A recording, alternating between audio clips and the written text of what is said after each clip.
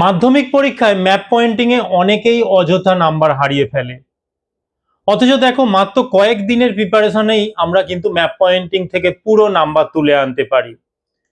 আজকের মাস্টার ক্লাসে আমি তোমাদেরকে এই ম্যাপ পয়েন্টিং সংক্রান্ত যে আমাদের সাজেশন দেওয়া হয়েছিল, সেই সাজেশনের ভিত্তিতে তোমাদের 4টে সিরিজে, এখানে প্রথম সিরিজে আমি ভারতের ভূপ্রকৃতি এবং নদ নদী পাঠ থেকে যা যা সাজেশন দিয়েছিলাম, দ্বিতীয় সিরিজে ভারতের জলবায়ু, মৃত্তিকা এবং স্বাভাবিক উদ্ভিদ পাঠ থেকে আলোচনা হবে, এবং তৃতীয় সিরিজে আমি তোমাদের ভারতের কৃষিকাজ এবং শিল্প থেকে যা যা পয়েন্টিং দেওয়া হয়েছিল সেগুলো দেখাবো, এবং চতুর্থ সিরিজে বাদবাকি আমাদের যে পাঠটা পড়ে থাকছে, এখানে ভারতের বন্দর বা আমাদের বিমানবন্দর, একইভাবে মহানগর পাঠ থেকে যা যা তোমাদের পয়েন্টিং করতে দেওয়া হয়েছে, সবটাই আমি তোমাদের এই 4টে সিরিজের মাধ্যমে দেখিয়ে দেব।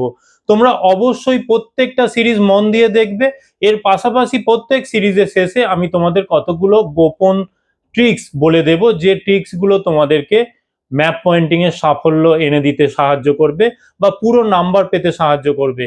চলো তাহলে আর দেরি না করে আজকের এই ভিডিওটা শুরু করব। তবে ভিডিও শুরু করার আগে যারা এই চ্যানেলে এখনো নতুন আছো, তারা অবশ্যই এই চ্যানেলটাকে সাবস্ক্রাইব করে দিয়ে পাশের দেওয়া বেল আইকনটা ক্লিক করে অল নোটিফিকেশনটা অন করে রাখো, এবং ভিডিওটা ভালো লাগলে অবশ্যই একটা লাইক করো, বন্ধুদের মধ্যে শেয়ার করো, এবং এই ভিডিও সংক্রান্ত বা অন্য কোনো রকম তোমাদের কোনো ভূগোল সংক্রান্ত টপিকের উপর ভিডিও চাইছো, আমাকে কমেন্ট করে জানাও। চলো তাহলে আর দেরি না করে আজকের এই ভিডিওটা শুরু করা যাক। মাধ্যমিক পরীক্ষায় আমাদের ম্যাপ পয়েন্টিং কিভাবে এসে থাকে, তাহলে এই বিষয়টা আমাদেরকে জেনে নিতে হবে। দেখো, আমি তোমাদের সামনে একটা সালের প্রশ্ন তুলে ধরেছি। এখানে দেখতে পাচ্ছ আমাদের প্রশ্নটা 6-এর দাগে। এখানে দেখতে পাচ্ছ এই যে 6-এর দাগ, এখানে বিভাগ চ, এই বিভাগ চয়ে আমাদের ম্যাপ পয়েন্টিং এসে থাকে। এখানে কি বলা হয়েছে, প্রশ্নপত্রের সাথে প্রদত্ত ভারতের রেখা মানচিত্রে নিম্নলিখিতগুলি উপযুক্ত প্রতীক ও নাম সহ চিহ্নিত করে মানচিত্রটি উত্তরপত্রের সঙ্গে জুড়ে দাও। তাহলে এই যে বিষয়টা এখানে, তাহলে এখানে আমাদের বলেছে কি উপযুক্ত প্রতীক ইউজ করতে হবে আর নাম সহ চিহ্নিত করতে হবে। এবারে দেখো, এখানে কোথাও বলা হয়নি যে আলাদা করে আমাদের ইন্ডেক্স করতে হবে, তাহলে সেটা আমাদের উত্তরপত্রের সঙ্গে জুড়ে দিতে বলা হয়েছে। অর্থাৎ মেন যে খাতায় তোমরা লিখছো সেই খাতার সঙ্গে এটাকে এইভাবে একটা ধরো ম্যাপ দিয়ে দেওয়া হবে। এই যে ম্যাপটা দেখতে পাচ্ছ, তাহলে এই ম্যাপেতে আমাদের পয়েন্টিং করে এই ম্যাপটাকে আমাদের ওই উত্তরপত্রে অন্যান্য আমাদের যে লেখা হচ্ছে, বড় প্রশ্ন, মাঝারি বা ছোট প্রশ্ন, তাহলে সমস্তটা উত্তর লিখে একসঙ্গে জুড়ে দিতে হবে। এবারে এখানে দেখো, টোটাল 10টা প্রশ্ন এসে থাকে। এখানে দেখতে পাচ্ছ 6-এর 1 থেকে 6-এর 10 পর্যন্ত। এখানে আমাদের ভারতের যে বিভিন্ন প্রাকৃতিক, অর্থনৈতিক বা অন্যান্য পার্টগুলো রয়েছে, আঞ্চলিকের পার্টগুলো রয়েছে, সেই সবটা থেকে এখানে প্রশ্ন এসে থাকে, অর্থাৎ পয়েন্টিং এসে থাকে। তার ভিত্তিতে তোমাদেরকে পয়েন্টিং করতে হবে। এবার এখানে তাহলে বুঝে গেলে যে টোটাল 10 নাম্বার আছে। এখানে দেখতে পাচ্ছ 1 × 10, প্রত্যেকটা ক্ষেত্রে আমাদের 1 নাম্বার করে আছে। এবার এখানে 1 নাম্বার কিভাবে, এখানে তুমি প্রতীক বা চিহ্ন দিয়ে সেই বিষয়টা দেখালে তোমার সেখানে হাফ নাম্বার, আর সেখানে নাম দিয়ে চিহ্নিত কোশ্চেনের দাগ নাম্বার সহ চিহ্নিত করলে হাফ নাম্বার। টোটাল 1 নাম্বার থাকছে প্রত্যেকটা ক্ষেত্রে। এর পাশাপাশি আমি তোমাদেরকে কতগুলো বিষয় বলবো যেখানে ছাত্রছাত্রীরা কতগুলো কমন মিস্টেক করে থাকে। তার মধ্যে দেখো, এখানে কোশ্চেনের দাগ নাম্বার না দেওয়া, তারপরে যে বিষয়টা করছে খালি দাগ নাম্বার দিয়ে সেই বিষয়টা খালি এঁকে দিচ্ছে। অবশ্যই এখানে নামটা লিখতে হবে, তাহলে এটা কোনোভাবে ভুল করা যাবে না। একইভাবে এখানে আমাদের প্রত্যেকটা ক্ষেত্রে সিম্বল কিন্তু একই রকম নয়, ভালো করে মাথায় ঢুকিয়ে নাও। এখানে সবার ক্ষেত্রে একই রকম সিম্বল দিয়ে দেবে, এটা কখনো হতে পারে না। তাহলে প্রত্যেকটা বিষয়ের জন্য আলাদা আলাদা সিম্বল রয়েছে, তাহলে সেই সিম্বলগুলো এক্ষেত্রে ব্যবহার করতে হবে। এবং অবশ্যই তোমরা কোনো ইন্ডেক্স আমি আলাদা করে দিতে বলছি না, এখানে ইন্ডেক্স দেওয়ার প্রয়োজনই নেই। কারণ ইন্ডেক্স দিতে গেলে যে আলাদা করে সময় নষ্ট হবে, সেটা কোনো প্রয়োজন নেই। ইন্ডেক্স ছাড়াই তোমরা যেখানে যে আঁকাটা আঁকছো তার পাশাপাশি যদি অন্য কোনো আঁকা না থাকে, তাহলে সেই জায়গাতে লিখে দাও কোশ্চেনের দাগ নাম্বার দিয়ে। আর যদি না হয়, যদি দেখা যায় পাশেই একটা কোনো পয়েন্টিং করতে দিয়েছে, তাহলে সেক্ষেত্রে আমরা করব কি, না তার পাশে অন্য কোনো জায়গায় সেই বিষয়টা তীর চিহ্ন দিয়ে হলেও সেটা লিখে দেব। তাহলে এই বিষয়গুলো আমাদের মাথায় রাখতে হবে। তাহলে চলো আমরা তাহলে এরপরে পয়েন্টিং গুলো করে নেব। এখানে আজকে প্রথম সিরিজ, আজকের সিরিজে আমি ভারতের ভূপ্রকৃতি এবং নদ নদী এই দুটো পার্ট থেকে তোমাদের যা সাজেশন দিয়েছিলাম, এখানে যদি সেই সাজেশনের ভিডিও না দেখে থাকো অবশ্যই দেখে নিও। তাহলে এই সাজেশন অনুযায়ী এখানে 6.1 আর 6.2 এই দুটো পার্ট থেকে যা যা আমরা সাজেশন দিয়েছি সবকটাই এখানে করে নেব ভারতের ম্যাপে। মাধ্যমিক ভূগোল ম্যাপ পয়েন্টিং এর মাস্টার ক্লাসে আজকে প্রথম সিরিজ। এখানে ভারতের ভূপ্রকৃতি পার্ট থেকে আমরা দেখে নেব। এখানে দেখতে পাচ্ছ ভারতের পাহাড়, পর্বত, মালভূমি, সমভূমি, উপকূল, উপত্যকা এই পার্ট থেকে আমাদের যে পয়েন্টিং গুলো করতে দেওয়া হয়েছিল তার মধ্যে পর্বত থেকে আরাবল্লী পর্বত আমাদের প্রথম পয়েন্টিং হচ্ছে আরাবল্লী পর্বত। এটা এখানে দেখো আমাদের নাম্বারিং করার ক্ষেত্রে তোমাদের পরীক্ষায় 6.123 করে থাকবে, এখানে 6.1। এবারে এই 6.1 এর আন্ডারে এখানে এইগুলো রয়েছে, সুতরাং 6.1 লিখেই আমি এখানে আরাবল্লী পর্বত, শিবালিক পর্বত এই বিষয়গুলো দেব। তবে তোমরা এখানে বিষয়টা বোঝার জন্য এখানে আমি যদি মনে হয় এখানে দেখো 6.1112 এইভাবে আমি করে দিচ্ছি যাতে করে তোমরা বুঝতে পারো। চলো তাহলে এখানে প্রথম আমাদের পয়েন্টিং 6.11 এ আরাবল্লী পর্বত। তাহলে আরাবল্লী পর্বত করতে গেলে আমাদের যে জায়গাটায় যেতে হবে সেটা হচ্ছে ভারতের আমাদের এই রাজস্থান এই সংলগ্ন অংশটা।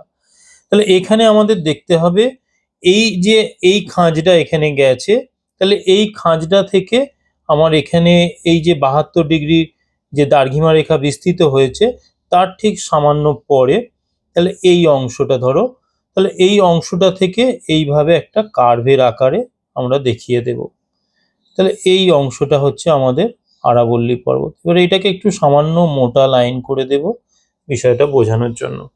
তাহলে এখানে আমরা পয়েন্টিংটা তোমরা যখন লিখবে পেন্সিলেই লিখবে, আমি এখানে তোমাদেরকে যেহেতু বোঝার সুবিধার জন্য এখানে লিখে দিচ্ছি পেন দিয়েই 6.11 এটা আরাবল্লী পর্বত।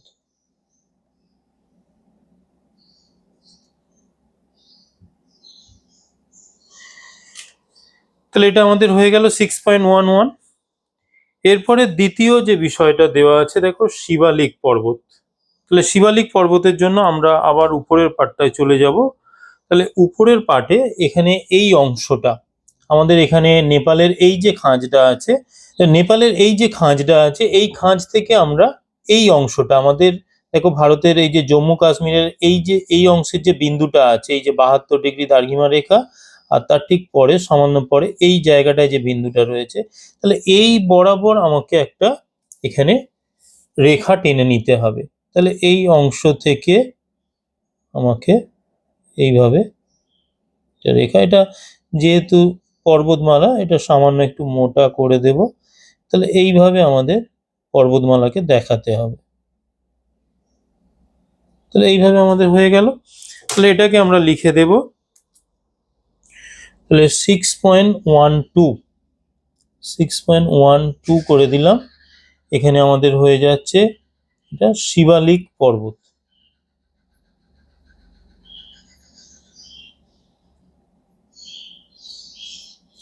এরপরে 3 নম্বর নীলগিরি পর্বত। এর জন্য আমরা দক্ষিণ ভারতে চলে যাব। দক্ষিণ ভারতে আমরা একদম নিচের অংশটায় চলে আসব। তাহলে এখানে আমাদের এই যে 12 ডিগ্রির যে অক্ষরেখা বিস্তৃত হয়েছে তার ঠিক সামান্য নিচে এই জায়গা বরাবর আমরা এখানটা দেখিয়ে দেব নীলগিরি পর্বতকে। তাহলে এটাকে আমরা এখানে 6.13 করে দিয়ে নীলগিরি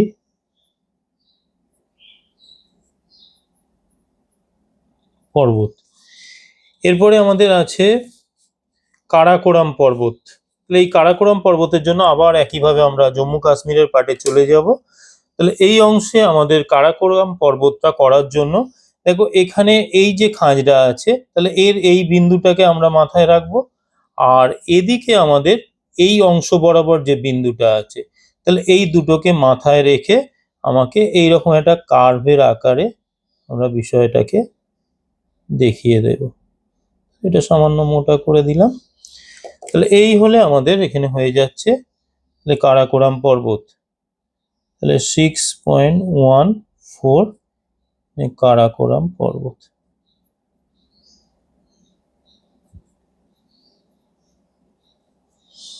এরপরে আমি পরেরটা দেখব, কারাকোরাম পর্বতের পর আছে লাদাখ। তাহলে লাদাখটা ঠিক ওর নিচেই এখানে এই অংশ বরাবর বিস্তৃত হয়ে আছে। এবার এইটা এই অংশের এই যে বিন্দু এর নিচে ঠিক এই বরাবর এই অংশটা, তবে এটা সামান্য একটু এগিয়ে থাকবে। তাহলে এটা হয়ে গেল। তাহলে এটাকে আমরা দেখিয়ে দেব। তাহলে এখান থেকে এটা আমরা তীর চিহ্ন দিয়ে 6.15 লাদাখ। এরপরে দেখো আমাদের পরেরটা আছে বিন্ধ্য পর্বত। তাহলে এই বিন্ধ্য পর্বত এটা 2022-2019-এ এসেছিল, সেই জন্য এটা খুব ইম্পর্টেন্ট আছে একটা। তাহলে এই অংশটা আমরা কি করব না, এখানে সিম্পলি আমাদের এই যে খাঁজটা তোমরা ভালো করে লক্ষ্য করো, এই অংশের যে খাঁজ আমাদের গুজরাটের এই যে খাঁজটা আছে আহমেদাবাদ এই অংশ বরাবর, তাহলে এখান থেকে আমাদের এই সামান্য একটু ছেড়ে দিয়ে তাহলে এই বরাবর একটা কার্ভের আকারে, যেমন এখানে আরাবল্লী পর্বতের ক্ষেত্রে আমরা কার্ভ করেছিলাম, তাহলে এই বরাবর এখানে একটা আমাদের কার্ভের আকারে আমরা দেখিয়ে দেব। তাহলে এখানে আমরা লিখে দিতে পারি, তাহলে 6.1, এখানে 5 হয়েছিল, এখানে 6 করে দিলাম। তাহলে এটা হয়ে যাচ্ছে আমাদের বিন্ধ্য পর্বত। তাহলে এই অংশ বরাবর এটা আমরা মনে করলে তীর চিহ্ন দিয়ে দিলাম। এরপরে বিন্ধ্য পর্বতের পরে দেখো আছে পশ্চিমঘাট পর্বত। তাহলে পশ্চিমঘাট পর্বতের জন্য আমরা পশ্চিম দিকে, আমাদের ভারতের পশ্চিম দিকে চলে যাব। তাহলে এই অংশ বরাবর আমাদের ভারতে এই যে পর্বতটা বিস্তৃত আছে এটা কিন্তু কন্টিনিউ নেই, এটা এর মাঝে কতগুলো গ্যাপ তৈরি হয়েছে। কিন্তু আমাদের শুরুটা হবে দেখো এই যে 20 ডিগ্রি অক্ষরেখা দেখতে পাচ্ছ বিস্তৃত হয়েছে, তার সামান্য উপর থেকে একদম এখানে আমাদের নিচে পর্যন্ত। এরপরে আমরা পরেরটা দেখে নেব। দেখো এখানে পশ্চিমঘাট পর্বত আছে, তাহলে এর জন্য আমরা ভারতের পশ্চিম দিকে চলে আসব। এবারে পশ্চিম দিকে আমাদের যে বিষয়টা মাথায় রাখতে হবে, দেখো এখানে এই যে 20 ডিগ্রি অক্ষরেখা গেছে তার সামান্য উপর থেকে একদম নিচে পর্যন্ত বিস্তৃত হবে, কিন্তু এখানে এর মাঝে 3টে গ্যাপ আছে, যে 3টে গ্যাপ অলরেডি আমাদের এখানে বিভিন্ন সময় পরীক্ষায় এসে থাকে, এই যে থলঘাট, ভোরঘাট আর পলঘাট। তাহলে এই গ্যাপ 3টেও একইভাবে আমরা করে নেব। তাহলে এক্ষেত্রে দেখো একদম প্রথমে আমরা 20 ডিগ্রির সামান্য উপর থেকে আমরা এই অংশটা পর্যন্ত আমরা দেব। এরপরে আমাদের এখানটা গ্যাপ আছে, তাহলে এই অংশটা গ্যাপ রইল। এরপরে আবার একইভাবে এখান থেকে সামান্য নিচে পর্যন্ত, ধরো এই যে এখানে যে সামান্য খাঁজ দেখতে পাচ্ছ, তাহলে এই পর্যন্ত আমাদের এটা আসবে। তাহলে এই অংশটা একইভাবে আমরা এই বরাবর আমাদের পশ্চিমঘাট পর্বতটা বিস্তৃত হবে। তাহলে এখানেও একইভাবে আমরা এখানে খাঁজটা দেব, আর এই অংশটা থেকে তাহলে যাবে একদম আমার এখানে 12 ডিগ্রি যে গেছে রেখা, তাহলে 12 ডিগ্রি অক্ষরেখার সামান্য নিচে পর্যন্ত চলে যাবে। তাহলে এটা আমরা একইভাবে সামান্য একটু মোটা করে দেব, কারণ এটা পর্বত তো, সেক্ষেত্রে সামান্য একটু করে মোটা করে দেব। তাহলে এখানেও একইভাবে একটা গ্যাপ আছে, তাহলে এখান থেকে আবার সামান্য নিচে পর্যন্ত বিস্তৃত হয়েছে। তাহলে এইভাবে আমার এখানে পশ্চিমঘাট পর্বতমালা এখানে বিস্তৃত হয়ে আছে। তাহলে এটা আমরা এখানে তীর চিহ্ন দিয়ে এটা 6.17 করে দিয়ে তাহলে এখানে পশ্চিমঘাট পর্বত বলে এখানে লিখে দিলাম। আর এর মধ্যে এখানে এই গ্যাপগুলো যখন আসবে আমি তখন এই অংশটা দেখিয়ে দেব। এই 3টে গ্যাপ আমার অলরেডি হয়ে রইল। এবারে আছে কি, তারপরে দেখো আমাদের পূর্বঘাট। তাহলে এখানে পূর্বঘাটের ক্ষেত্রে আমরা পূর্ব দিকে চলে যাব। তাহলে পূর্ব দিকে আমার এখানে দেখো এই যে 12 ডিগ্রি আমাদের অক্ষরেখা বিস্তৃত হয়েছে, তাহলে তার উপর থেকে এখানে 20 ডিগ্রির সামান্য উপর পর্যন্ত আছে। তাহলে এই পার্টটাকে আমরা এখানে ধরো এই অংশটা এই যে এই মাঝামাঝি পার্টটা পর্যন্ত দেখিয়ে তাহলে এইভাবে এখানে আমাদের কার্ভের আকারে এখানটা এইভাবে আছে, আর বাদবাকি এখানটা সামান্য একটু গ্যাপ দিয়ে তাহলে আমাদের বাদবাকি পার্টটা এই পর্যন্ত বিস্তৃত হয়ে আছে।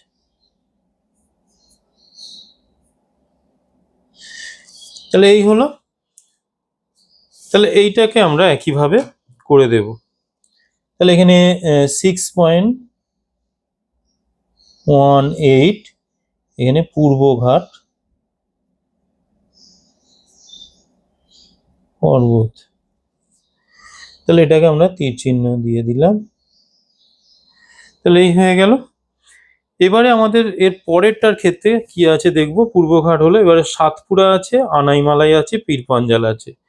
তাহলে এখানে সাতপুরার ক্ষেত্রে দেখো এখানে বিন্ধ্য পর্বতের ঠিক সামান্য নিচে আমরা এই যে খাঁজটা আছে, তাহলে এই খাঁজটা বরাবর এখানে সামান্য একটু ডিস্টেন্স মেনটেন করে তাহলে এই বরাবর আমাদের এখানে আমাদের সাতপুরা পর্বত। তাহলে এটা আমরা এখানে লিখে দেব। তাহলে এটা 6. এখানে 18 হয়েছিল, তাহলে এটা 19 সাতপুরা পর্বত। তাহলে এটা আমরা দেখিয়ে দিলাম। দেখো আনাইমালাই এর পরেরটা আছে আমাদের এখানে দেখতে পাচ্ছ। এটা আনাইমালাইটাকে আমরা দেখাবো ঠিক নীলগিরি যেখানে আমাদের আছে তার ঠিক সামান্য নিচে, তাহলে এই অংশ বরাবর আমাদের এখানে আনাইমালাই আছে। তাহলে এটা আমাদের হয়ে যাচ্ছে, তাহলে এই বরাবর তীর চিহ্ন দিয়ে 6.110 এখানে আনাইমালাই। এই হলো। আর সবার শেষে আছে পীরপাঞ্জাল পর্বত। এবারে পীরপাঞ্জাল পর্বতের জন্য আমরা উত্তর দিকে চলে যাব। উত্তর দিকে আমাদের যেখানে দেখো এখানে শিবালিক হয়েছিল, শিবালিকের ঠিক পরে দেখো এই অংশ বরাবর এই যে আমাদের খাঁজটাকে আছে এর ঠিক উপরে একইভাবে এই অংশটা থেকে এই খাঁজটা থেকে, তাহলে এই খাঁজটা থেকে আমরা এই বরাবর একটা রেখা টেনে দেব। এটা একদম মনে রাখা সহজ ঠিক হচ্ছে এখানে আমাদের জম্মু কাশ্মীরের এই খাঁজ থেকে এদিকে আমাদের এই বরাবর যে বর্ডারের যে খাঁজটা গেছে, তাহলে সেই বরাবর একটা রেখা টেনে দিলে আমরা এখানে পেয়ে যাচ্ছি। তাহলে এটা হবে 6.1 এখানে 11, এটা হয়ে যাচ্ছে পীরপাঞ্জাল পর্বত।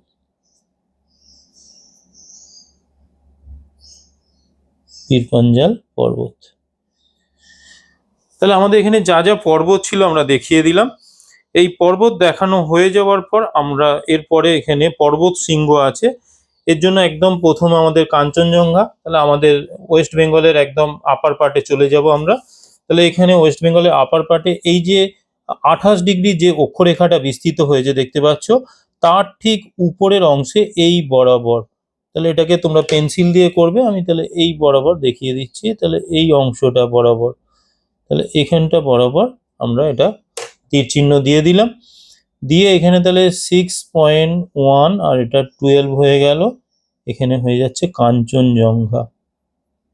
তাহলে এরপরে আছে আমাদের দেখো গুরু শিখর। এটা আমরা আরাবল্লী পর্বতে চলে আসব। আরাবল্লী পর্বতের এই অংশ বরাবর এখানে আমরা এখানে একটা ত্রিভুজ করে দিলেই হবে। তাহলে যেখানে যে সিম্বলটা প্রয়োজন অবশ্যই সেই সিম্বলটা দিতে হবে। তাহলে এখানে আমাদের হয়ে যাচ্ছে 6.1 আর এখানে কাঞ্চনজঙ্ঘা হয়েছিল 12, তাহলে এটা হয়ে যাচ্ছে 13। এখানে লিখবো গুরু শিখর।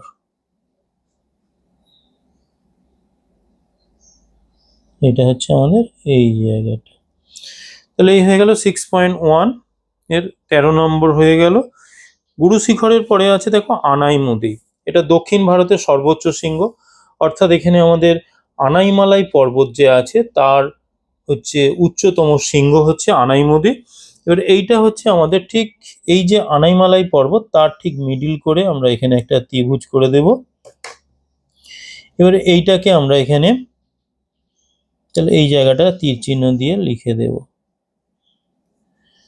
তাহলে এই অংশটা 6.1 আর এখানে আমাদের হয়েছিল 13, তাহলে এটা 14, এটা হয়ে যাচ্ছে আনাইমুদি।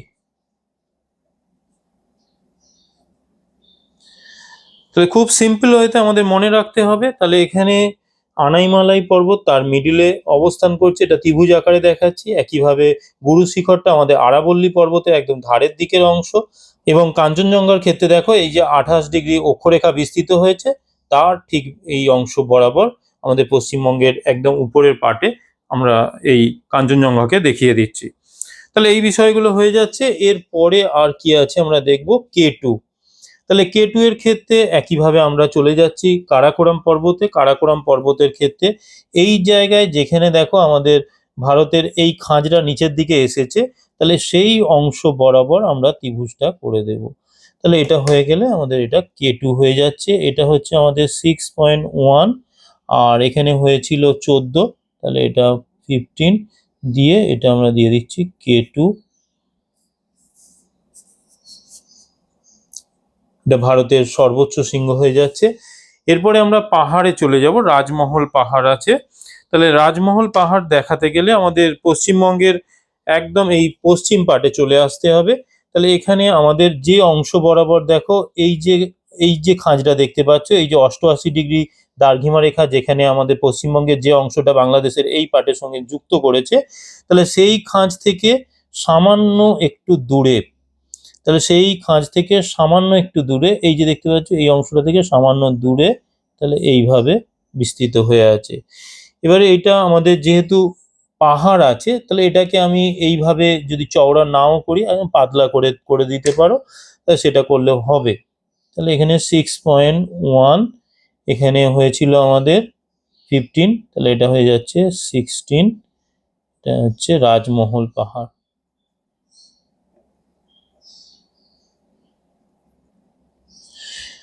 তাহলে 16 হয়ে গেল। রাজমহলের পরে আছে দেখো গারো খাসি জয়ন্তিয়া পাহাড়। এর জন্য আমরা মেঘালয়ে চলে যাব। মেঘালয়ে আমাদের এই অংশ বরাবর গারো খাসি জয়ন্তিয়া, তাহলে এই তিনটে বিস্তৃত হয়ে আছে। তাহলে এই জায়গাটা আমরা দেখিয়ে দিলাম। তাহলে গারো খাসি জয়ন্তিয়া এটা এবার লিখে দেব। তাহলে এটা হচ্ছে আমাদের 6.1, আর এখানে আমরা যেটা দেখালাম লাস্ট রাজমহল পাহাড় 16 ছিল, তাহলে এটা আমাদের 17 যাচ্ছে গারো খাসি জয়ন্তিয়া। এটা বয়শূন্য র, গারো খাসি জয়ন্তিয়া পাহাড়। তাহলে এটা হয়ে গেল। এরপরে আমরা এখানে আমাদের যা যা এখানে পাহাড় ছিল সেগুলো দেখিয়ে দিলাম। তাহলে পাহাড় মনে রাখার ক্ষেত্রে আমাদের রাজমহল, যেটা আমাদের পশ্চিমবঙ্গের এখানে যেটা 88° দ্রাঘিমা রেখাকে টাচ করেছে, সেই অংশ থেকে সামান্য দূরে এইভাবে কোনাকুনি একটা রেখা টেনে আমরা দেখিয়েছি। আর গারো খাসি জয়ন্তিয়ার ক্ষেত্রে মেঘালয়ের এই অংশটা বরাবর বিস্তৃত হয়ে আছে। এরপরে আমরা চলে যাচ্ছি এখানে মালভূমি পাটে, ছোটনাগপুর মালভূমি আছে, তারপরে ডেকান ট্রাপ। তাহলে মালভূমি একদম ছোটনাগপুর মালভূমির ক্ষেত্রে আমাদের যেখানে রাজমহল পাহাড় যে অংশটা বরাবর আছে, তাহলে এই অংশ ধরে নিয়ে, তাহলে এখানে আমাদের এই অংশ বরাবর, তাহলে এই অংশটাকে আমরা এখানে দেখিয়ে দেব। এবার এইটাকে তোমরা যদি মনে করো এখানে একটা রং ব্যবহার করতে পারো, তো চলো আমি এখানে একটা রং দিয়ে বিষয়টাকে দেখিয়ে দিচ্ছি বোঝার সুবিধার জন্য তোমাদের। তাহলে এই জায়গাটাকে আমি একটা বাদামি রং করে দিচ্ছি।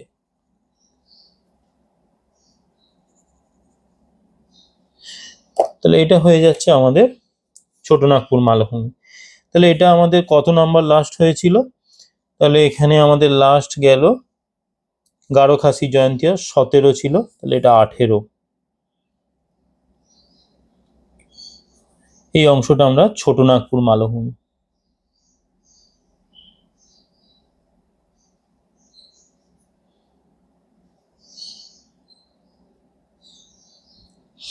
তাহলে এটা আমরা দেখিয়ে দিলাম ছোটনাগপুর মালভূমি, তাহলে এই অংশটা। এরপরে আমাদের আর কি কি মালভূমি আছে দেখো, ডেকান ট্রাপ আছে। ডেকান ট্রাপ আমাদের দক্ষিণ ভারতের এই অংশটা আমাদের মহারাষ্ট্র এই অঞ্চল জুড়ে আছে। তাহলে এটাকে আমরা দেখাবো। এখানে ছোটনাগপুর মালভূমি আমাদের এই পার্টটা মনে রাখবে তোমরা, এই জায়গাটা, এই যে খাঁজটা আমাদের আছে, এই খাঁজটা থেকে সামান্য দূরে এটা বিস্তৃত হয়ে আছে। এবারে চলো আমরা ডেকান ট্রাপের ক্ষেত্রে এর সঙ্গে কর্ণাটক মালভূমি আছে, এদিকে মেঘালয় মালভূমি আছে। তাহলে ডেকান ট্রাপ আমাদের উপরের অংশটা। তাহলে আমরা সিম্পলি করব কি, সামান্য অংশ ছেড়ে এই যে এখানে পর্বতটা বিস্তৃত হয়েছে তার এখানে ভিতরে কিছুটা অংশ নিয়ে, ধরো এই জায়গাটা থেকে আমরা শুরু করছি। তাহলে এখানে আমাদের এই যে পর্বতগুলো আছে এটাকে কভার করে নিয়ে এই অংশটার নিচে দিয়ে এইভাবে এখানে আমাদের 80° যে দ্রাঘিমা রেখা বিস্তৃত হয়েছে, সেই 80° দ্রাঘিমা রেখার ভিতরে, তাহলে ভিতরে আমাদের এখানে দেখো এই অংশটা পশ্চিমঘাট পর্বতের এখানে যে মাঝের যে খাঁজটা আছে, তাহলে সেই খাঁজটা পর্যন্ত আমরা এইটাকে দেখিয়ে দেব। এবার এইটা যেহেতু এটা একটা কালার দিয়েছি, আমি মনে করলে আর একটা অন্য কোনো কালার দিয়ে এই বিষয়টাকে দেখাবো তোমাদের বোঝার সুবিধার জন্য, কারণ সবকটাই ব্রাউন কালার করলে আবার বুঝতে অসুবিধা হবে। তাহলে এই জায়গাটাকে আমি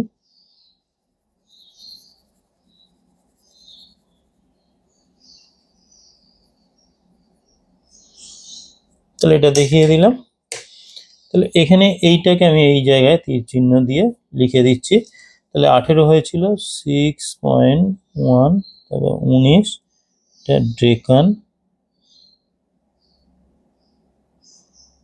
ডেকান ট্র্যাপ, ডয়েকা ডেকান ট্র্যাপ। তাহলে এটা হয়ে গেল। এটা হয়ে যাওয়ার পর এর পরেরটা আমাদের দেখো আছে মেঘালয় মালভূমি।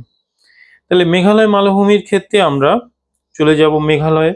তাহলে মেঘালয়ে আমাদের কোন অংশটা জুড়ে না, আমাদের সিম্পলি মেঘালয়ের যতটা পার্ট আছে সবটাই এটা মেঘালয় মালভূমির মধ্যে পড়ছে। তাহলে এটাকেও আমরা সিম্পলি একটা রং করে দেবো। এটা ধরো আমি এটা ভায়োলেট কালার করে দিলাম।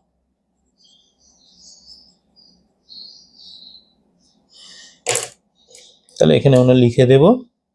তাহলে এটা 19 হয়েছিল, তাহলে এটা হয়ে যাচ্ছে আমাদের 20। তাহলে এখানে 6.1, এখানে 20 মেঘালয় মালভূমি। তাই মেঘালয় মালভূমি দেখানো হলো। এরপরে আমরা চলে যাচ্ছি, এরপরে আছে কর্ণাটক মালভূমি। দেখো কর্ণাটক মালভূমি দেওয়া আছে। তাহলে কর্ণাটক মালভূমির জন্য আমরা এখানে এর নিচের অংশটা, যেখানে আমাদের ডেকান ট্র্যাপ শেষ হয়েছিল তার ঠিক নিচের অংশ বরাবর আমরা এখানে দেখিয়ে দেব। তাহলে এখানে এই যে রেখাটা আমাদের বিস্তৃত হয়েছে 12 ডিগ্রি অক্ষরেখা, তার উপরে কিন্তু আমাদের শেষ হয়ে যাবে। তাহলে এটা একদম ধার বরাবর করব না, এটা সামান্য এই পর্বতের গা বরাবর লেগে থাকবে। তাহলে এই অংশটা আমরা দেখিয়ে দেব। তাহলে এটাকে আমি আরেকটা কালার করে দিচ্ছি, না এটাকে আমি সবুজ কালার করে দিচ্ছি। এটা সবুজ পাওয়ার কাছাকাছি হয়ে যাবে, তাই জন্য অ্যাশ কালার করে দিচ্ছি।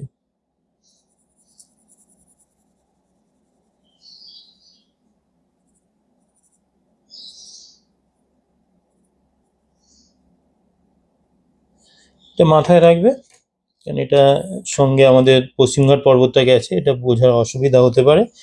যাই হোক, এখানে তাহলে আমাদের এখানে লাস্ট হলো ডেকান ট্র্যাপ, এরপরে মেঘালয় হয়েছিল 6.1, তারপর 20। তারপরেরটা এখানে আমরা লিখে দিচ্ছি। তাহলে 6.1, তাহলে 21 কর্ণাটক।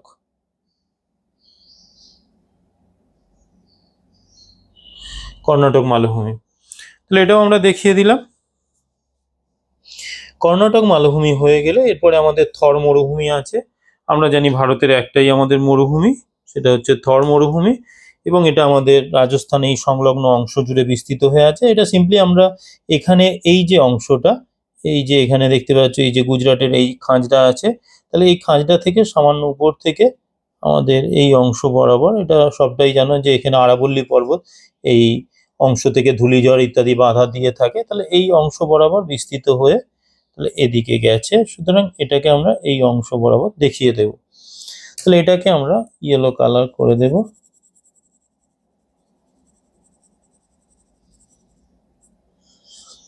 তাহলে এই গেল।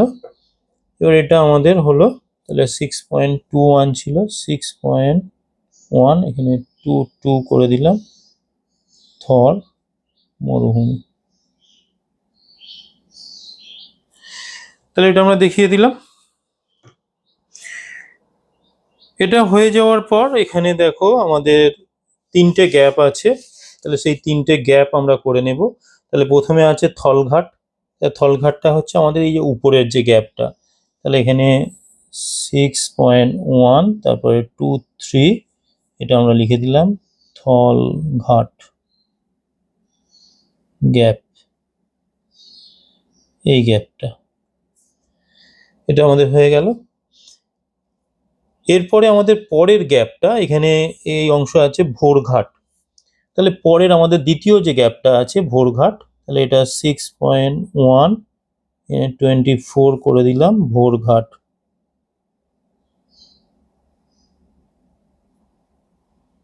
তাহলে এই গ্যাপটা আমাদের, আর শেষের যে গ্যাপটা সেটা হচ্ছে পলঘাট, এটা 6.1, এখানে 25, এটা আমাদের হয়ে যাচ্ছে পলঘাট গ্যাপ, এই গ্যাপটা। তাহলে আমাদের যা যা গ্যাপ দিয়েছিল হয়ে গেল। এরপরে আমাদের উপকূল আছে, তিনটে উপকূল, করমণ্ডল উপকূল, মালাবার উপকূল আর কোঙ্কণ উপকূল। তাহলে করমণ্ডল উপকূলে আমরা চলে যাব। তাহলে করমণ্ডল উপকূলের ক্ষেত্রে আমাদের এদিকে যে অংশটা রয়েছে, তাহলে এই অংশ বরাবর, তাহলে এইটা আমাদের করমণ্ডল উপকূলের মধ্যে পড়ছে। তাহলে এটাকে আমরা নীল রং দিয়ে দেখিয়ে দেব।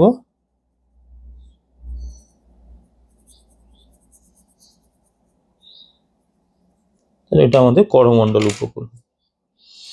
তাহলে এটা লিখে দেব। তাহলে 6.1 25 হয়েছিল 26, করমণ্ডল উপকূল। তাহলে এটা হলো। দেখো, করমণ্ডল উপকূল হয়ে যাওয়ার পর এর পরের কাজ হচ্ছে আমাদের মালাবার উপকূল। মালাবার উপকূল হচ্ছে, দেখো এই দিকের পার্টটা, আমার এই অংশটা বরাবর, এখানে এই জায়গাটা থেকে, ধরো এই অংশটা থেকে আমাদের এই জায়গাটা এই পর্যন্ত বিস্তৃত আছে। তাহলে এটাকে আমাদের একটু নীল রং করে দিতে হবে। তাহলে এটাও আমি এই কালারটাই করে দিচ্ছি। তাহলে এই বরাবর তাহলে বিস্তৃত আছে। তাহলে এখানে আমরা লিখে দেব। তাহলে এটা আমাদের হয়েছিল 6.127 করে দিলাম, এটা মালাবার উপকূল।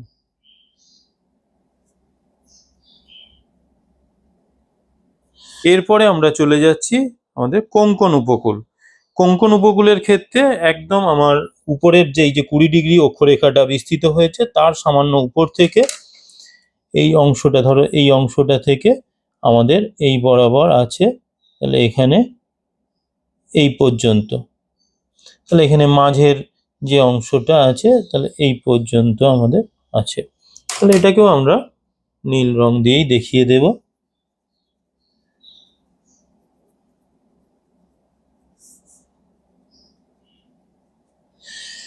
তাহলে এই জায়গাটাকে তাহলে আমরা এখানে নীল রং দিয়ে দেখিয়ে দিয়েছি। এবার এটাকে লিখে দেব।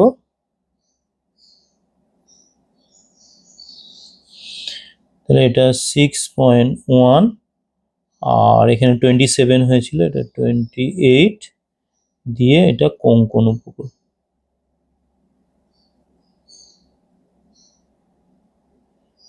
একটু ঘিঞ্জি হয়ে যাচ্ছে, তোমাদের একসঙ্গে এতগুলো পয়েন্টিং করে দেখাতে হচ্ছে, যার জন্য। কিন্তু তোমরা স্টেপ বাই স্টেপ করো, প্রত্যেকটা বুঝতে পারবে, কোনো রকম কোনো অসুবিধার জায়গা নেই। তাহলে এখানে আমাদের এদিকে করমণ্ডল উপকূল, এর ঠিক উল্টো দিকে আমাদের মালাবার উপকূল, আর আমাদের এদিকে মহারাষ্ট্রের এই অংশ বরাবর, অর্থাৎ এখানে এই যে 20 ডিগ্রি যে অক্ষরেখাটা বিস্তৃত হয়েছে তার সামান্য উপর থেকে তার সামান্য নিচে পর্যন্ত এখানে আছে কোঙ্কণ উপকূল। তাহলে এই তিনটে উপকূল আমরা ম্যাপ পয়েন্টিং আকারে করে রাখবো। এরপরে একদম সবার শেষে আমরা দেখো এখানে কাশ্মীর উপত্যকা দেওয়া আছে, এই অংশ বরাবর আমরা এখানে কাশ্মীর উপত্যকা দেখিয়ে দেব। তাহলে এটাকে ধরো আমি এইভাবে দেখিয়ে দিলাম। তাহলে এটাকে আমরা লিখে দেব। তাহলে এখানে এই জায়গাটা, তাহলে আমাদের সবার শেষ এটা আমাদের গিয়েছিল, তাহলে 6.128, 6.129 কাশ্মীর উপত্যকা। তাহলে এখানে কাশ্মীর উপত্যকা আমরা দেখিয়ে দিলাম। তাহলে এই হলে আমাদের এখানে ভূপ্রকৃতি পাঠ থেকে যা যা আমাদের ম্যাপ পয়েন্টিং ছিল সেগুলো সবটাই করে দেখিয়ে দিলাম। তাহলে এই অংশটা আমরা ভারতের ভূপ্রকৃতি বলে হেডিং করে দেব। তাহলে এখানে মাথায়, আর তোমরা অবশ্যই এই জায়গাটা রোল নাম্বার লিখবে। তাহলে এখানে আমরা 6.1 এর দাগ দিয়ে এটা আমরা 1 এই পার্টে 6.1ই লিখে দিলাম, দিয়ে ভারতের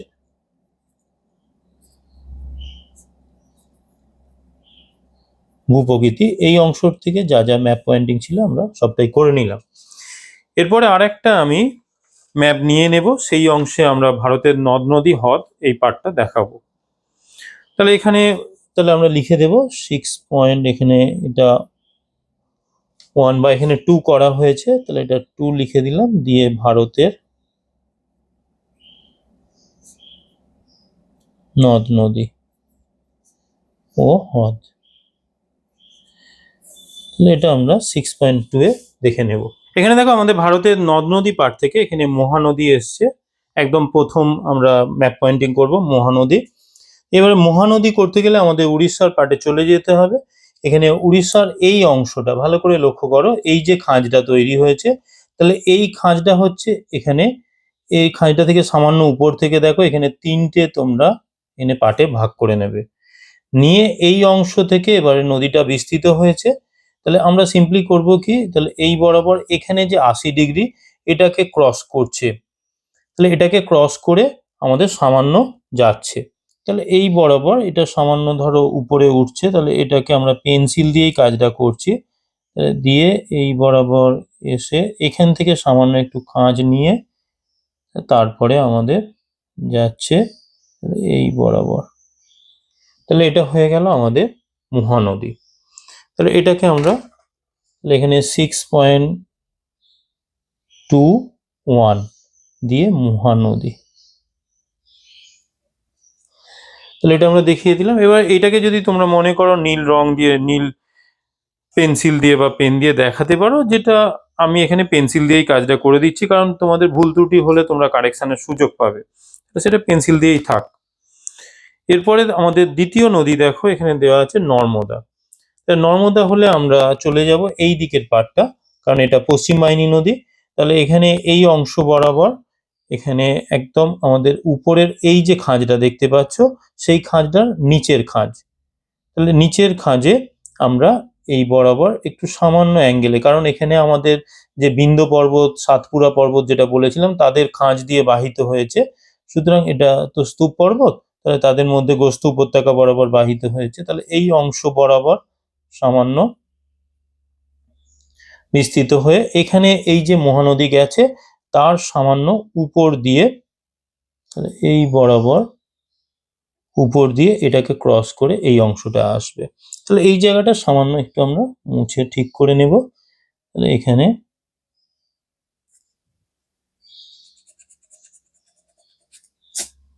এই বরাবর, তাহলে এটা গেল আমাদের নর্মদা নদী। তাহলে এটা আমরা লিখে দেব 6.22 নর্মদা নদী। তাহলে এটা গেল আমাদের দ্বিতীয় নদী।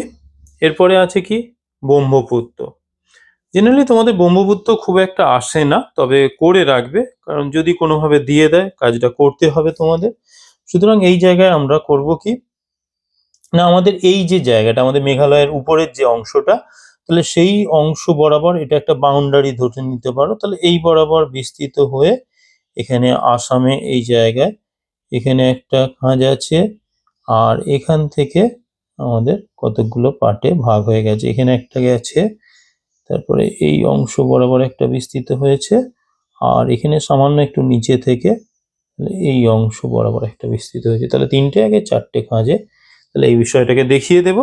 তাহলে এটা হচ্ছে আমাদের, তাহলে 6.2 হলো 6.3।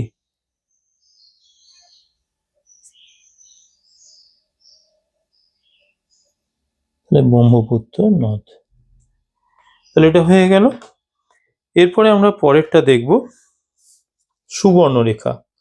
সুবর্ণরেখা দেখো যেখানে মহানদী বিস্তৃত হয়েছে, মহানদীর ঠিক পরেই আমাদের উপরে এই যে অংশটা রয়েছে এর এই উপরের দিকের এই খাঁজ থেকে এখানে একটা সামান্য ছোট নদী বিস্তৃত হয়েছে। এখানে আমাদের লেখাটা হয়ে গেছে, সেই জন্য একটু অসুবিধা, তাহলে তোমরা চেষ্টা করবে এই বিষয়টা মাথায় রেখে করতে।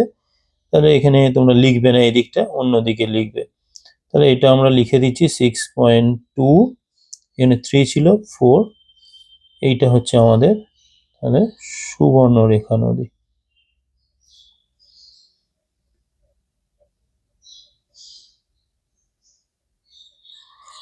সুবর্ণরেখা হয়ে গেল।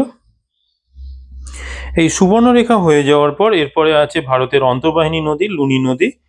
তাহলে এটাকে আমরা দেখাবো এর পরের অংশটায়। তাহলে এখানে এই জায়গাটা আমরা চলে যাব। তাহলে এখানে ভারতের এই অংশে রাজস্থান আছে, রাজস্থানের লুনি নদী। তাহলে এখানে আমাদের যে কচ্ছের রণ যে জলাশয়টা তৈরি হয়েছে, এটাও তোমাদের দেওয়া আছে জলাশয়। তাহলে এটা আমরা কচ্ছেরনটা পরে লিখছি। তাহলে এটা ধরো আমাদের এখানে জলাশয়টা তৈরি হয়েছে। তাহলে এই জলাশয়ে এসে পতিত হয়েছে। তাহলে জলাশয়ে এই জায়গাটা, তাহলে এখানে 72°কে ক্রস করেছে নদীটা। তাহলে এই অংশ বরাবর এখানে, তাহলে এই হচ্ছে আমাদের লুনি নদী।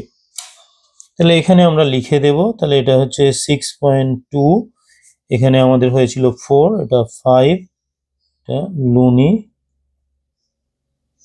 নদী। তাহলে এটা ভারতের অন্তর্বাহিনী নদী হয়ে গেল। এরপরে দেখো লুনির পরে আছে তাপ্তি নদী। এটা আমাদের নর্মদা নদীর ঠিক নিচে আমাদের তাপ্তি নদী বিস্তৃত হয়েছে। তাহলে এখানে এর ঠিক সামান্য নিচে থেকে আমরা এই অংশ বরাবর একইভাবে এখানে গেছে, এই জায়গাটা, এই অংশটা দেখিয়ে দেব। তাহলে এটা আমাদের হয়ে যাচ্ছে, লিখে দেব 6.26, এটা হচ্ছে তাপ্তি নদী, এই অংশটা। তাহলে এটা হয়ে গেল তাপ্তি নদী। এরপরে আমরা কাবেরী নদী দেখিয়ে দেব। এই অংশটা দেখো, এই যে দক্ষিণ ভারতের এই অংশটা, তামিলনাড়ুর এই জায়গাটা আমরা চলে আসব। তাহলে এখানে আমাদের 3টে পার্টে, এখানে যেমন মহানদীর ক্ষেত্রে করেছিলাম, তাহলে সেইভাবে আমরা এখানে দেখিয়ে দেখো এই বরাবর বিস্তৃত হয়ে এই গেছে। তাহলে এটাকে আমরা এখানে লিখে দেব। তাহলে এটা 6.2, এটা লাস্ট হয়েছিল আমাদের 6, এটা 7, এটা হয়ে যাচ্ছে কাবেরী। তাহলে কাবেরী নদী আমরা দেখিয়ে দিলাম। কাবেরী নদীর পরে আছে কৃষ্ণা নদী। কৃষ্ণা নদী ঠিক এর উপরের অংশে অবস্থান করছে। তাহলে এখানে উপরে আমরা এই জায়গাটা চলে যাব। দেখো এখানে এই যে খাঁজটা দেখতে পাচ্ছ, এখানে দুটো খাঁজ আছে। দুটোর মধ্যে এইটা আমাদের কৃষ্ণা নদীর খাঁজ, এটা হচ্ছে গোদাবরী নদী। এটা আগের বছর গোদাবরী এসেছে, সেই জন্য আমরা বাদ রেখেছি। তাহলে এই অংশ বরাবর, তাহলে এখানে আমরা এইভাবে দেখিয়ে দিয়ে, তাহলে এই নদীটা এইভাবে বাহিত হয়ে এবারে নিচের দিকে এদিকে বয়ে গেছে, আর এই অংশটা থেকে সামান্য এদিকে উঠেছে। তাহলে এই হলে আমাদের হয়ে যাচ্ছে কৃষ্ণা নদী। তাহলে 6.28 কৃষ্ণা নদী। তাহলে এইভাবে আমাদের পয়েন্টিং গুলো পরপর করতে হবে। আর এখানে আর নদ নদীর মধ্যে নেই। এরপরে আমরা চলে যাচ্ছি হ্রদে। এবার হ্রদে তোমাদের কোলেরু হ্রদ আছে। কোলেরু হ্রদ হচ্ছে, দেখো এই যে অংশ দুটো দেখতে পাচ্ছ, এখানে গোদাবরী আর এখানে কৃষ্ণা, এই দুটোর মাঝে আমাদের কোলেরু হ্রদ অবস্থান করছে। তাহলে এই জায়গাটা সিম্পলি আমরা করব, এই জায়গাটাকে আমরা সিলেক্ট করে নেব, নিয়ে এখানটা আমরা হ্রদ যেহেতু এটা নীল রং করে দেব। তাহলে এটা আমরা নীল রং করে দিলাম। তাহলে এখানে আমরা লিখে দেব 6.29, এটা কোলেরু হ্রদ। তাহলে 6.29 দেখিয়ে দিলাম কোলেরু হ্রদ। কোলেরুর পরে আছে দেখো লোকটাক। তাহলে মণিপুরের এই হ্রদটাকে আমরা কোথায় দেখাবো না, আমাদের সিম্পলি দেখো খুব সহজভাবে আমাদেরকে বুঝতে হবে, এটা আমরা পেন্সিল দিয়েই দেখাবো। তাহলে এখানে এই যে জায়গাটা, এই যে খাঁজটা দেখতে পাচ্ছ, তাহলে এই খাঁজের এই অংশ বরাবর আমরা দেখিয়ে দেব। এবারে এইটাকে আমরা নীল রং করে দেব। এবারে এটা তোমরা পেন্সিল দিয়ে করে দেবে, আমি এখানে পেন দিয়ে দেখিয়ে ফেললাম। তাহলে এখানে 6.2, এখানে আমাদের হয়েছিল কোলেরু 9, এটা তাহলে 10 হয়ে গেল, এটা লোকটাক।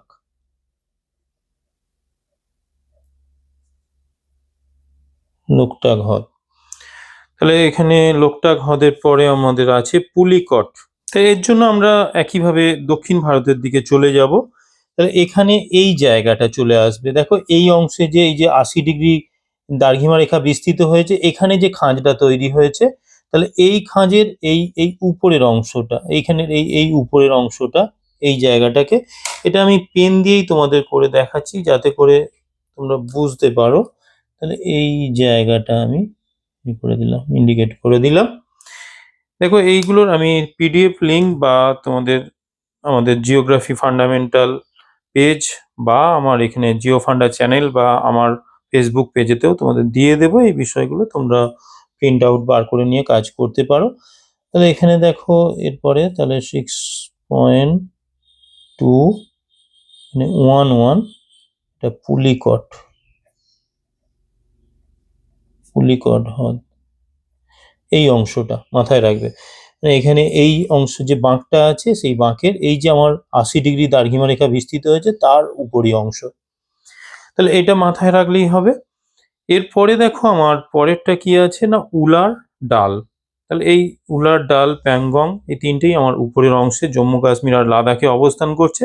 তাহলে চলো আমরা প্রথমে উলারটাকে দেখিয়ে দেব। তাহলে উলার হ্রদটা দেখো আমাদের এই অংশ বরাবর এই যে খাঁজটা আছে, তাহলে এই খাঁজ বরাবর ঠিক এই অংশটা জুড়ে অবস্থান করছে উলার, আর তার ঠিক সামান্য নিচে অবস্থান করছে ডাল। তাহলে এই দুটো হ্রদকেই আমরা দেখিয়ে দিলাম। এবার এটা তোমরা নীল রং করে দেবে, তাহলে এই অংশ বরাবর নীল রং করে দেবে। তাহলে আমরা প্রথমটা, এটা 6.2, এটা লাস্ট আমাদের হয়েছিল পুলিকট 11 ছিল, 12 এখানে উলার হ্রদ, আর এর পরেরটা হচ্ছে 6.213, এটা হচ্ছে ডাল হ্রদ। তাহলে ডাল হ্রদ হয়ে গেল। এরপরে প্যাংগং আছে। প্যাংগং এর ক্ষেত্রে আমরা এই অংশটা, এই যে এখানের যে খাঁজটা দেখতে পাচ্ছ এই খাঁজ বরাবর এই অংশটায় আমরা দেখতে পাবো। তাহলে এটাকে আমরা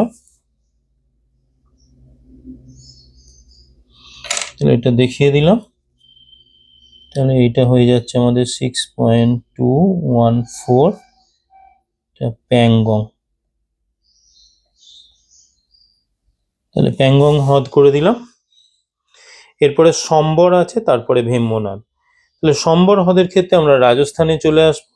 রাজস্থানে দেখো এই অংশ বরাবর এই যে দেখো এখানে 72 ডিগ্রি রেখা গেছে, এদিকে 28 ডিগ্রি, ঠিক এই দুটোর সামান্য দূরে যেখানে লুনি নদী দেখতে পাচ্ছ এ হয়েছে তার ঠিক পরে পরে, তাহলে এই অংশ বরাবর আমাদের সম্বর হ্রদকে আমরা দেখিয়ে দেব।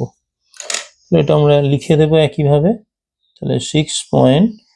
এখানে 2, তারপর 14 ছিল, এটা 15, এটা হয়ে গেল আমাদের সম্বর। তাহলে সম্বর হ্রদ আমরা দেখিয়ে দিলাম। এই সম্বর হ্রদ দেখানো হয়ে যাওয়ার পর এরপরে আমাদের পড়ে থাকছে ভেম্বনাথ। এর জন্য আমরা এখানে দক্ষিণ ভারতের এদিকে কেরালা এই পার্টে চলে আসব, কারণ এগুলো হচ্ছে আমাদের উপহ্রদ। তাহলে এই অংশে আমরা এখানে এই যে জায়গাটা এখানে দেখতে পাচ্ছ এইটা, এই যে আমার 12 ডিগ্রি অক্ষরেখা বিস্তৃত হয়েছে, আর এদিকে এই নিচের অংশ ঠিক এর মিডিল করে, একদম মিডিল করে আমরা এই অংশ বরাবর, তাহলে এখানটাকে আমরা এটা নীল রং করবে অবশ্যই। 6.2, এখানে 15 ছিল, এটা 16, এটা ভেম্বনাথ। এগুলোকে কয়াল বলা হয়। তাহলে ভেম্বনাথ কয়াল। তাহলে এই আমাদের হয়ে গেল। তাহলে এখানে আমার যা যা হ্রদ ছিল দেখিয়ে দিলাম। এর বাইরে আমরা দুটো জিনিস করে রাখবো। কচ্ছের রণ, এটা একটু আগেই বলেছিলাম আমি। তাহলে এটা আমাদের লিখতে পারি। তাহলে 6.2, 16 ছিল, 17 করে দিলাম। তাহলে কচ্ছের রণ, এই অংশটা আমাদের, এই অংশটা যেটা রইল এটা কচ্ছের রণ। আর হচ্ছে এখানে আমাদের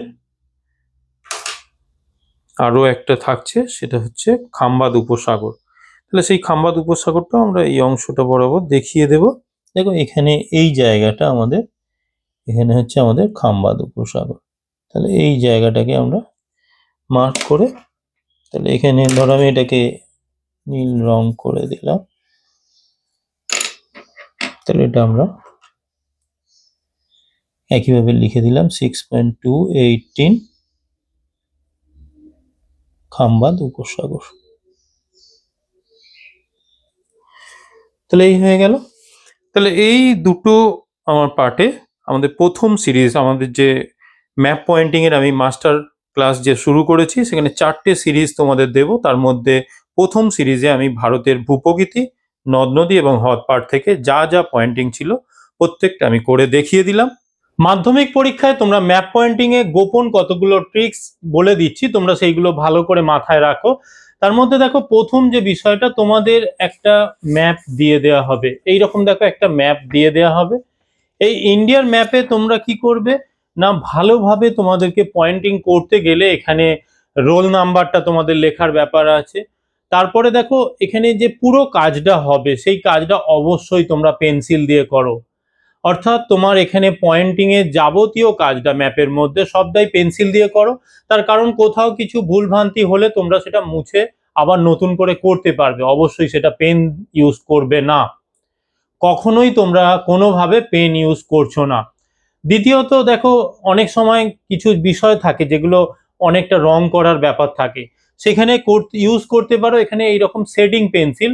এখানে বিভিন্ন কোম্পানির শেডিং পেন্সিল আছে, তাহলে সেরকম শেডিং পেন্সিল পাওয়া যায়, সেগুলো তোমরা ব্যবহার করতে পারো। যদি খুব প্রয়োজন হয় এখানে ভ্যারাইটি বা তারতম্য বোঝানোর জন্য, সেখানে তোমরা কালার পেন্সিল ইউজ করতে পারো। এর পাশাপাশি পরের যে বিষয়টা, এখানে আমাদের যে পয়েন্টিং করতে দেওয়া হচ্ছে, সেই পয়েন্টিং গুলো প্রত্যেকটা দাগ নাম্বার আছে। অর্থাৎ আমার 6-এর 1 না 6-এর 2, 6-এর 3, 6-এর 4, এইভাবে 6-এর দাগে আমাদের প্রশ্নটা এসে থাকে। তাহলে 1 থেকে 10 পর্যন্ত আমাদের প্রত্যেকটা কোশ্চেন নাম্বার আছে। তাহলে প্রত্যেকটা ক্ষেত্রে ম্যাপের মধ্যে তোমরা সেই কোশ্চেনের দাগ নাম্বারটা দাও যেখানে যেটা করছো। তার পাশাপাশি খুব পরিষ্কারভাবে যে বিষয়টার উপর পয়েন্টিং করা হচ্ছে সেই বিষয়টার নাম লিখে দাও। তাহলে এটা গেল কাজ। এরপরে কি না, যেখানে পয়েন্টিং গুলো করছো কোথাও ওভাররাইড হবে না বা অযথা কোনো নোংরা করবে না, সেখানে একদম পরিষ্কার পরিচ্ছন্নভাবে পুরো নিট অ্যান্ড ক্লিন ওয়েতে তোমরা বিষয়টাকে রিপ্রেজেন্ট করো। আর সবার শেষে যে বিষয়টা বলবো, এখন থেকে তোমরা প্রত্যেক দিন 10 মিনিট, অন্তত পক্ষে 10 মিনিট সময় দাও এই ম্যাপ পয়েন্টিং এর জন্য। প্রত্যেক দিন 5টা 10টা করে পয়েন্টিং করো বা সেটা ভালো করে রিভাইজ করো, যাতে করে তোমাদের ম্যাপ পয়েন্টিং সংক্রান্ত কোনো রকম কোনো অসুবিধা না তৈরি হয়।